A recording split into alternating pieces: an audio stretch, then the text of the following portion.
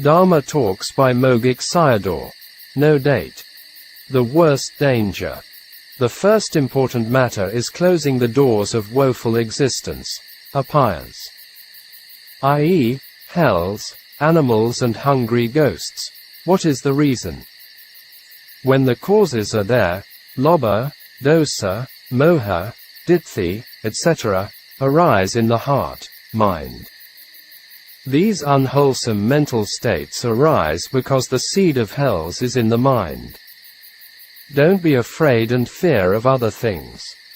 Ditthi, wrong view, is the real seed of hell. Sayadaw gave some suttas to support this point. After ditthi falls away, i.e., sotapanna, even lobha, dosa, moha are still there. These can't send one to hells.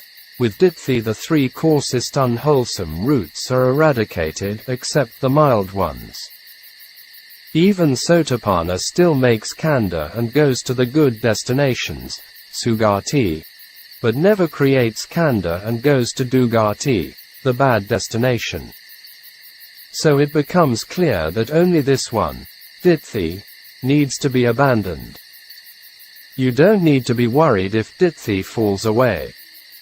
In the Mahavedala Sutta, Minnesota 43, of Majjhima Nikaya, the Buddha mentioned as after eradicating ditthi, beings did not fall into apaya dugati, painful destinations. To strip away ditthi is the task of Sotapatti Magga, the path knowledge of the stream enterer. Dana, Sila and Samatha can't make ditthi fall away. For example, do you have ditthi or not? If I do it, then I'll get it. I.e., on dana. If I have sila, in next life I will have long life. In the Suttanipata, the Buddha mentioned that with the attaining of Sotapatti Magga would not fall into the four painful existences, apaya. There are many suttas on this point that refer to it. Without knowing the natural process of the mind and body with its impermanence, people are stuck by the ditthi. There are two ways to strip off ditthi. 1. Temporary, and 2. Destroy the cause. The temporary way has clear knowledge on the nature of mind and body and discerning of impermanence, is called kula sotapanna, small stream enterer. In the next life he will not fall into apaya, but he will be unsafe after the following life. The Buddha preferred the second way for us all. The way of destroying the cause, because ditthi arises by cause. This is the destruction of the underlying tendency, anusaya, with the path knowledge. The temporary way of stripping off ditthi is by insight knowledges. Its temporary cessation by discerning of impermanence. Continued to talk about three kinds of ditthi. The wrong view you all don't have is the view of annihilation, akeda ditthi. So, only two wrong views are left for you. Having the identity view, Sakkaya ditthi, that view of eternalism arises. With the falling away of identity view, the other two are also gone. Even seeing a lot of Anicas in the Kanda in full volume, if having a teacher who can't explain it very well and Sasata ditthi not fall away. Therefore, the method of stripping off the wrong view is very important.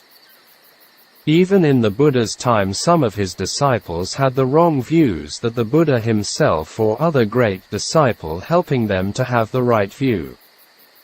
Nowadays many yogis also had this problem. Sayadaw's Dhamma talks are very good to deal with this problem. There are two phenomena, the mind and the body, nama and rupa, that are capable of knowing and be known. However, you are looking for the weight in mind, and it doesn't have it. What can be weighted is the body or form, rupa. Only you go in and disturb them that ditthi arises. It's clear by itself. Both of them, i.e., mind and body, are the real existence of Sakkaya. Phenomenal existence and not the personal existence. It seems to be as wrong view. Sacca has to be translated as personal existence, and as a reality may be translated as phenomenal existence. You all go in and confusing them with the I-ness. It becomes wrong view, ditthi. You have nothing to fear from him, except ditthi. Even the Buddha had the Sacca, i.e., mind, body. But he didn't have ditthi. In the mind Dhamma lobha, dosa and moha are included in it, but they are real phenomenal existence. Sacca, if the I-ness goes in and makes it become confusion and ditthi arises. Then take Sacca as I, me, etc. Phenomenon becomes personality. You all are always connecting or pairing him together, maybe like a beloved couple. Therefore, the Buddha had reminded us to destroy identity view, Sacca ditthi. Using him as language is all right. The point here is taking it as a reality in thoughts and views. You all are mixing it up, although it can't be mixed up together. Mind, body are impermanent phenomena, so it never mix up with the I-ness in any ways. If you want to them mix Sacca with Samma ditthi, right view, but never with wrong view, Miccha ditthi. Therefore, without the help of a teacher is impossible. A Buddha had arisen to the world was for this important purpose or task. Mind and body exist that seeing only as mind, body become right view. That is seeing the reality of what is really having of it. Wrong view never runs away if right view not arises. It's not easy to rise sugati, good destinations, directly if falling into apayas. It's especially here mentioned beings become man and deity from hell. Usually, beings are from hell to animal and then become hungry shades, but it could be directly from deity to hell. See Subrahma deity and his 1000 celestial nymphs. SN 2.17 Subrahmasuttam, SA I 88F DA E 750 MA I 190F. The lifespan in hells is no limit. You are succeeding of the first stage if you understand mind, body and discern impermanence. The lifespan in hells depends on the person and its type of action. Here, I would like to include a story in gist as food for thought. After the hermit Sumedha had the confirmation that he would become Gautama the Buddha in the future, his friend Megha left the lay life and became a hermit and student of Bodhisattva Sumedha. Past is a memory, now is the knowing and future is unknown. Unluckily for his downfall, a bad hermit went to their area and Megha met him and became a friend. Later he had disillusioned with the hermit life and returned to lay life. His life became worse and at last became an alcoholic and committed the heavy action of killing his own mother. After death, he fell into Maharavichi hell. Bodhisattva Sumedha became Gautama the Buddha after he fulfilled the 10 paramis for 4 incalculable and 100,000 eons. At that time Megha was born as a big fish in the sea, possibly a whale. A boat carrying Buddhists encountered this huge fish in the sea. Facing with this perilous situation, they cried out for help, calling out the name of Gautama the Buddha. After hearing the name of Gautama the Buddha, the animal went away. The name of the Buddha stirred up memories of his past. Clinging to the Buddha, he passed on and was reborn as a human being in Varanasi. He became a novice arahant with the name of Dhammaruciya. Dhammaruciyat Tharapadana, App. E.429f. There are many profound dharmas for contemplation. Here I only want to mention 2 of them, wrong view and the uncertainty in samsara. Closing square bracket. Dharma Talks by Mogok Sayadaw. no date. Importance of Dukkha Sacca. The samsara is very long for us without knowing the Four Noble Truths. To know one noble truth of dukkha is the most important one. In some suttas, the Buddha has said that he only teaches the dukkha and the ending of the dukkha. In the past and the future, what all other Buddhas had taught and will teach is the same thing. By penetrating of Dukkha Sacca, Samadaya Sacca, i.e., tanha, is abandoned.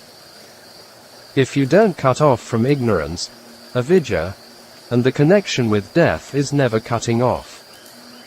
If khandha does not disappear, death does not disappear either, for the disappearance of khandha is Nibbāna. This is the reason Sayadaw sometimes asked his disciples as, do their khandhas disappear or not? Whoever of impermanence has ended, and its dying phenomenon also comes to an end. With the ending of death is seeing the deathless. The seeing of impermanence is the beginning of insight, vipassana. The arising of phenomenon is udaya and its vanishing is bhaya. For example, a feeling, vedana, is arising. It's not there when you observe. In Burmese, it's fit, arising and payat. Vanishing equals fit, payat. Seeing it with the 5 path factors, i.e., sati, viriya, samadhi and samaditthi, sama sankappa. These 5 path factors are called karaka maggan functional or working path factors. In most of Sayadaw's talks, he emphasized vipassana knowledge, and it's also mentioned a lot by the Buddha himself. So, sometimes some Buddhists had misunderstood Sayadaw because it seemed he did not give much emphasis on the arising phenomena. It's not true if someone doesn't know the arising, and how does he know the vanishing? Buddha Dhamma is simple and direct but profound. Sayadaw's talks are also like that. With listening a lot will develop one's wisdom faculty. How did the commentary on Anguttara Nikaya say about impermanence? It was said that with the seeing of impermanence the 8 path factors would arise. Therefore, don't let doubt arise as, could I attain Nibbāna? After seeing Anicca, the yogi's duty is discerning of Anicca. Just contemplate for seeing impermanence. By discerning of impermanence, you have to know that it arrives to the climax. It will continue to see in more details. Later vipassana knowledge is conducive to the path knowledge as anantara pakkayo, proximity condition. If not seeing impermanence still not become the insider of the Buddha Dhamma, the insider of the Buddha Sasana. Because the Buddha Dhamma does not enter into the heart yet. Of these 2 knowledges of Lokiya Magga and Lokuttara Magga, mundane and supramundane knowledges, to get the Lokiya Magga is more important. The hindrances, nivaranas, are hindering the mind for seeing Anicca and Nibbāna. This talk was based on the 5 hindrances to explain the practice. The following talk also related to the 5 hindrances. Kakaka, remorse and worry could arise at the time of practice and near death. Remorse is thinking about negative things which one had done. Worry is thinking about positive things which one has not done yet. Dharma talks by Mogok Sayadaw. No date. Dealing with the 5 spiritual faculties and 5 hindrances. In vipassana practice you should know how to balance the 5 spiritual faculties of the contemplating mind, jnana. These 5 spiritual faculties are confidence, saddha, energy, viriya, mindfulness, sati, concentration, samadhi, and wisdom, panna. You also have to know how to expose the 5 hindrances. The 5 hindrances are sensual desire, kamachanda, aversion, vyapada, sloth and torpor, thina middha, restlessness and remorse plus worry, Uddhacca Kakukka, and doubt, Vicikiccha. You also have to know how to keep up with the signs, nimitta, of vipassana, e.g., Anicca nimitta. Remember them very well. These are important.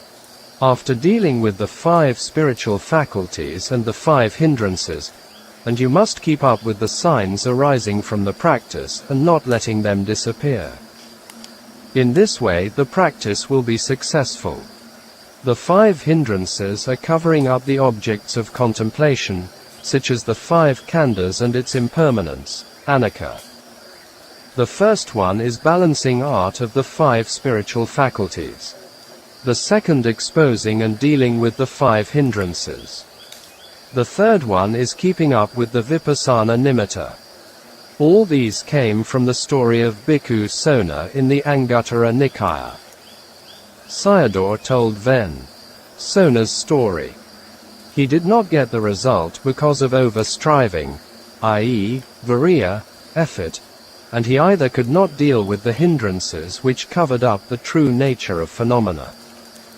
With over-striving his mind was restless, and he did not know how to overcome it. So then, Sona couldn't see impermanence. Then he thought about returning to mundane life. So, the mind was turning towards laziness, kosaja, which was refined dosa, dissatisfaction.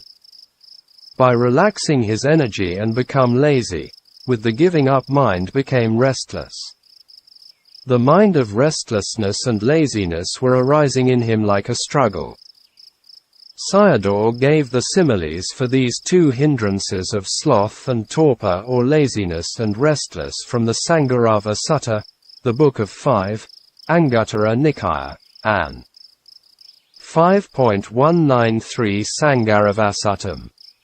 The Buddha explained to Brahman Sangharava on the negative results of the 5 hindrances.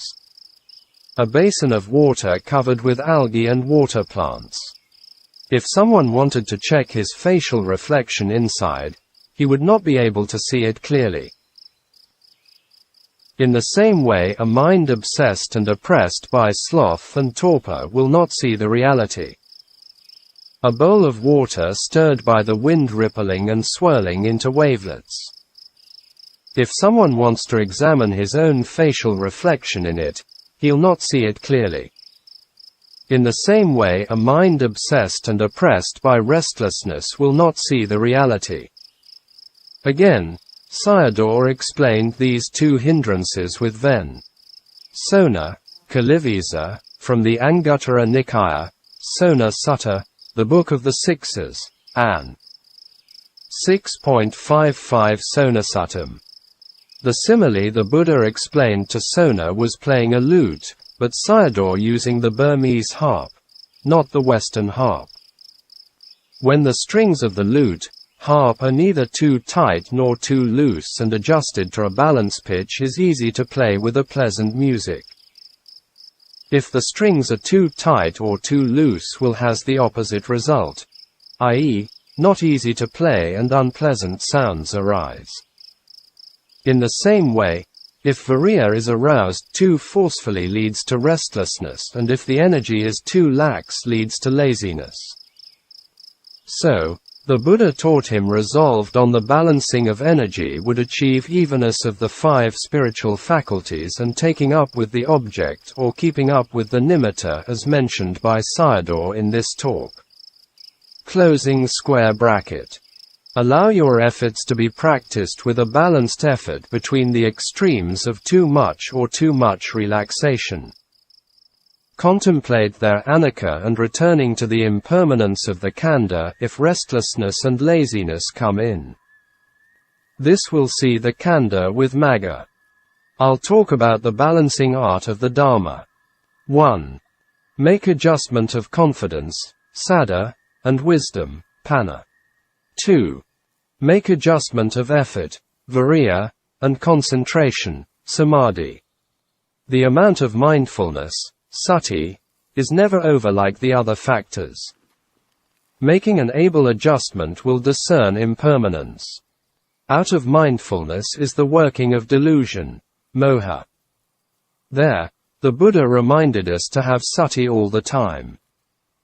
Some have strong faith, saddha, but no wisdom that they have respect on things which should not pay much attention to it. For example, on the form of the Buddha or Buddha images. Their faith and respect don't reach to the wisdom, Nana, Buddha. Tanna comes in with over-faith. They are in the wrong direction without encountering a good teacher, because wisdom is retreated. Over-panna become a cunning person, clever and deceitful. With the excessive factors, Kilesa creeps into the practice. With the evenness of the 5 spiritual faculties, the impermanence of the phenomena fit in together. I.e., discerning of impermanence. This point is very important for yogis, because vipassana nana is vipassana upekkha, equanimity of insight. Cunning dharma is delusion, moha, because it's wrong knowledge, micca nana. This is the power of ignorance, avidya. We can now see a lot of delusion in many worldly areas of politics, economics, business, media, science, technology and so on. This does not bode well for humanity. After clearing away the problems of unevenness of spiritual faculties and 5 hindrances, and the khandha nimitta arises. This is the literary expression. The khandha own nature appears. This is Anicca, impermanence. In the comprehensive manual of Abhidhamma, Abhidhammata Sangaha, it explained on the 28 material phenomena, rupa. It was divided into 11 types, and the last one is as follows. 11. Characteristics of matter. 25. Production. 26. Continuity. 27. Decay. 28. Impermanence. The 5 khandhas are arising and vanishing together. That mind also has the same nature. Closing square bracket. If you practice in this way, it's not impossible to get the result. Just do the contemplation. You can keep up with the nimitta longer, i.e., not miss Anicca, and Nibbāna will be closer to appear, very similar to the nimitta of jhana practice. Then, Sona had perfection, but he was lacking with these 3 factors. Important of good teacher is one of the conditions for realization. These things are very important for practicing yogis. Many of them, when their practice did not develop, became spiritually depressed and gave up the practice. Some even attributed this to their paramis. Sayadaw had great wisdom and compassion, and he also had the courage to change some traditional belief, view and idea which went against the Dhamma.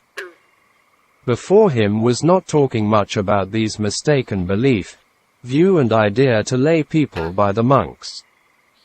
Even in Theravada Buddhism has this problem, so it's no need to talk about the other traditions. They are relying on the outside power than Dharma and becoming like other faiths. Closing square bracket. Dharma Talks by Mogok Sayadaw. No date. The most dangerous enemy. Here is again a Dharma talk based on wrong view. Ditthi, which came from Agavakagata Sutta.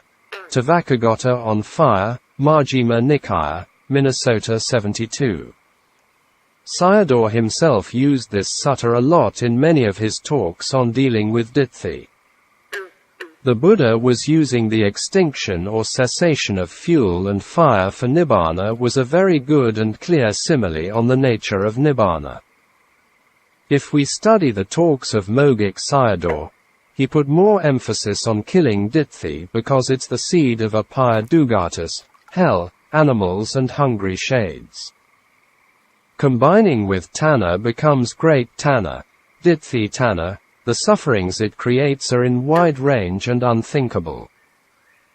Its influence is from the lowest hells to the highest existence of neither perception nor non-perception, the immaterial jhanic plane, except for the 5 pure abodes for the non-returners, anagami. After eradicated Ditthi, suffering waiting for a stream enterer was only 7 drops of water compared with the sufferings in the ocean of water which a worldling had to be suffered. Someone eradicated Ditthi had stable sila, so he never harmed himself and others in any ways. If we observe nowadays societies from family level to international level, we can see a lot of sufferings and problems come from Ditthi, self-centered behaviors and conducts, selfishness, envy, jealousy, competition syndrome, unwholesome competitions, stinginess, hostility, violence, rivalry, ill will, etc. Only when the Buddha was born did living beings have the right view, although not many knew about it and not many could accept it. How thick is humans' ignorance? Avidya. They always worship their dangerous enemy all the time with money, power and fame. Later their bad teacher sends them to the 4 woeful existences. Therefore, the Buddha warned us that the frequent homes of living beings were the apaya boom. Only we know the Buddha Dharma will understand the compassion and wisdom of the Buddha and Arya Savakas. Closing square bracket. Dittupadana, clinging with wrong view, means binding with wrong view. After that tanha follows behind it. Ditthi is like the rope which binds a man's body. Tanha is like the river water which drifting away the man who has been bound with Ditthi rope. Here Sayadaw used the words binder and drifter for Ditthi rope and tanha water which carrying the samsaric traveler into the ocean of samsara. Throughout the samsara beings are always in this situation. If Ditthi does not fall away, i.e. the Ditthi rope, then only drifting, whirling, whirlpool, and sinking will follow. Thus, the Buddha mentioned that if Ditthi disappeared, all others would collapse, i.e. Kilesa, and will eventually be affirmed as Nibbāna. It becomes clear how much important for Ditthi to be fallen off. This explains the importance of shedding of the Ditthi. There are 2 causes for Ditthi arising: wrong attention, ioniso, and listening to wrong teachings. Khandha itself is impermanent. Anicca, suffering, Dukkha, not self, Anatta, 32 parts of loathsomeness, Asubha, but someone takes it as wrong view of permanent, wrong view of happiness, wrong view of self and wrong view of beautiful, Anicca Ditthi, Sacca Ditthi, Atta Ditthi and Subha Ditthi. Combining them with the Khandha becomes identify view, Sakkaya Ditthi. Without seeing of impermanence Ditthi can't fall away. Sayadaw talked about the extensiveness of taint of view, Ditthasava and Vakagata Brahman.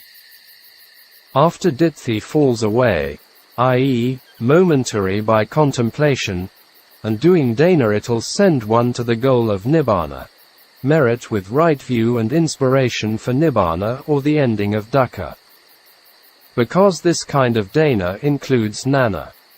Sayadaw always helps donors to have right view and attitude on dana practice. He encouraged them to perform the highest dana by enriching with insight, which also was taught by the Buddha.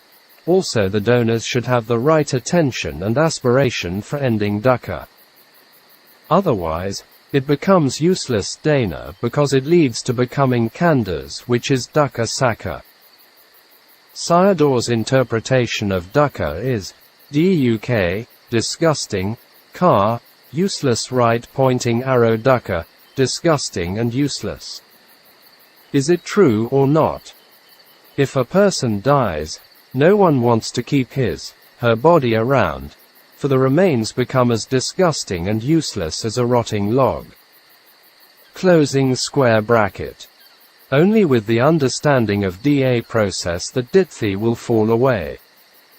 This is one of the main reasons all living beings have the wrong view if no Buddha had arisen. With the Ditthi off, we can appreciate the Nibbāna. Some Buddhists who had Ditthi do not appreciate Nibbāna because they want to come and go according to their own desires, bhava tanha. So, they postulated a doctrine of Atta Nibbāna. In the Sutta Vakagata, Brahman asked the Buddha, after the Arahant died, where did he reappear again? The Buddha's answer was, the term, reappear, did not apply to the Arahant. Actually, the Buddha had to answer him as, after the Arahant died and did not reappear but to Nibbāna. If the Buddha gave this direct answer, it would make Vakagata's mind confused. With Ditthi, wholesome merits will not pure, because Ditthi is Kilesa. Ditthi falls away that Nibbāna arises will be clear. Sayadaw explained the 12 links of Da process. In the 12 links of Da process only the fuel and fire exist, i.e., Khandha fuel and Kilesa fire, which are Dukkha and Samadaya. Dukkha has to be discarded, and Samadaya has to be abandoned.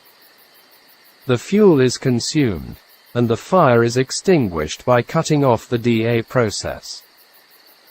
Freedom from the vatas, rounds of existence, these are Khandha vata, Kilesa vata and Kama vata, means that the fuel is consumed and the fire is extinguished.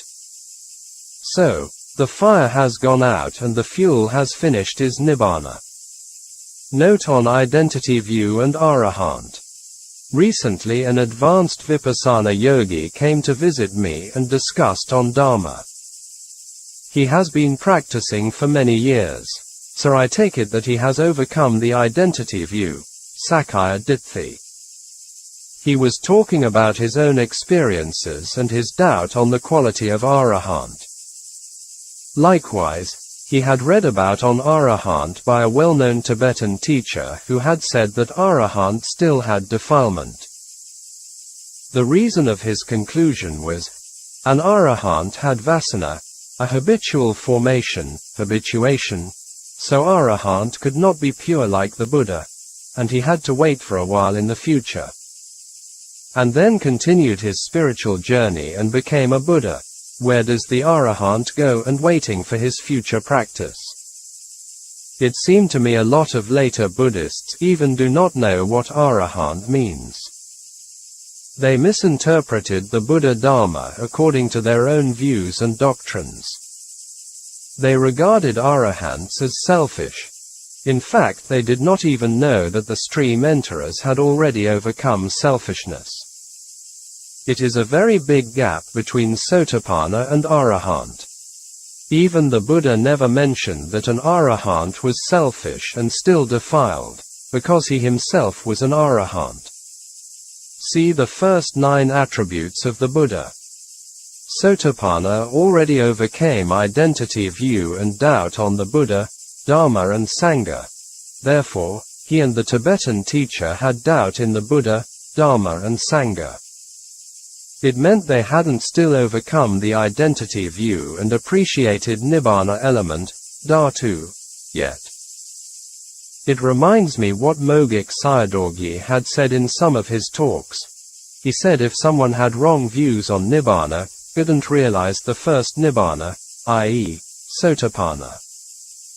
It seems to me identity view, atta ditthi, and craving for becoming, bhava tanha, very deep-rooted in living beings, and both dharmas are deeply related to each other. We can see their evidences in the suttas, present-day human beings, and in the views, doctrines and philosophy of later traditions. Buddhists who did not know the Buddha Dhamma in the Pali Nikaya could not let go or still clinging to Nibbāna with wrong view, sasata or akeda ditthi. With sasata they created atta Nibbāna, and they could come and go according to their bhava tanha.